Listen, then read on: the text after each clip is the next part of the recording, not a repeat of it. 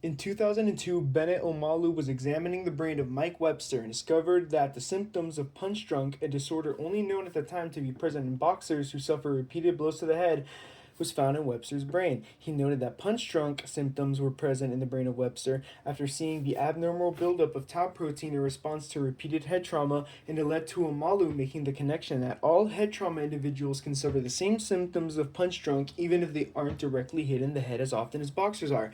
This led to Omalu submitting his findings to the NFL and warning them that their players are at risk of developing the brain disorder. While his findings were not commended by the NFL, Omalu would go on to analyze over 79 NFL players' brains and found CTE in 76 of the brains he has analyzed. His contributions to the research of CTE was acknowledged by pathologists and researchers alike, and he still analyzes the brains of football players to this day and will continue to gather as much research as he can to better understand CTE. In terms of demographics, this disorder is all about exposure to repeated head trauma, which many people in different occupations and hobbies sustain.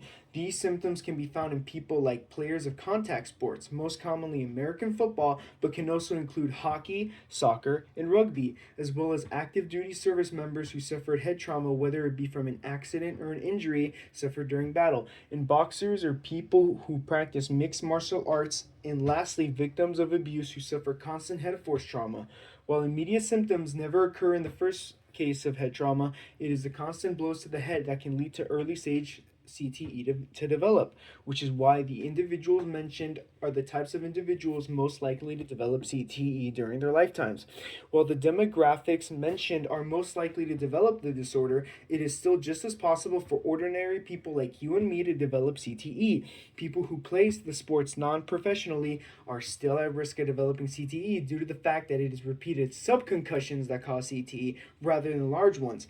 The best course of action for you and me is to take caution when handling items like baseballs and footballs without protective gear, avoiding further concussions while recovering from one, wearing a helmet when riding a bike or skating, and to avoid unnecessary conflicts to decrease the likelihood of developing CTE in everyday life. CTE is very difficult to confirm. The only way to definitively diagnose it is after death through an autopsy, where doctors can directly examine the brain and identify the protein buildup and diagnose CTE in an individual.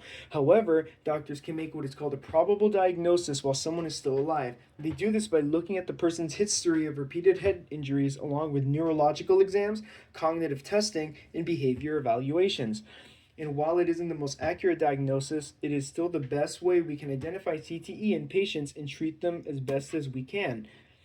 Is CTE fatal, and how does it affect everyday life? CTE is not considered fatal, though due to it being a progressive condition, it can lead to severe impairments in everyday life. CTE can indirectly shorten the lifespan of its victims with an average age of 51 years per person. As previously mentioned, CTE can cause things like accidental injury, memory loss, anxiety, and depression, which can also lead to suicidal thoughts, and worst case scenario, suicide, which is the leading cause of death for people who suffer CTE.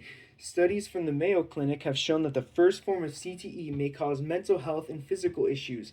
And with the symptoms mentioned, it makes the lives of people with CTE harder to live, and it indirectly causes people to commit suicide due to the overwhelming emotional, physical, and mental tolls of CTE, even after treated with medications and therapy. CTE was and still is a struggle for researchers to understand, but as the awareness for the disorder grows progressively, especially after the deaths of NFL players such as Aaron Hernandez, more are being put into research which teaches us more about the disorder. Thanks to the findings of the researchers in Boston University, we know that damage to the brain can also lead to CTE patients to develop dementia in late CTE stages. After examining 366 brains of people who have CTE and compared it to 248 brains without CTE, researchers found that CTE brains were more likely to develop dementia, leading to the conclusion that people who suffer CTE are very likely to develop other disorders like dementia or Alzheimer's in late stages. CTE is a condition that is not as widely known as it should be. Many people with no health knowledge have never even heard of the disease. People like football players and our service members whose health should matter don't always get the attention they need to bring more awareness of the disorder they suffer.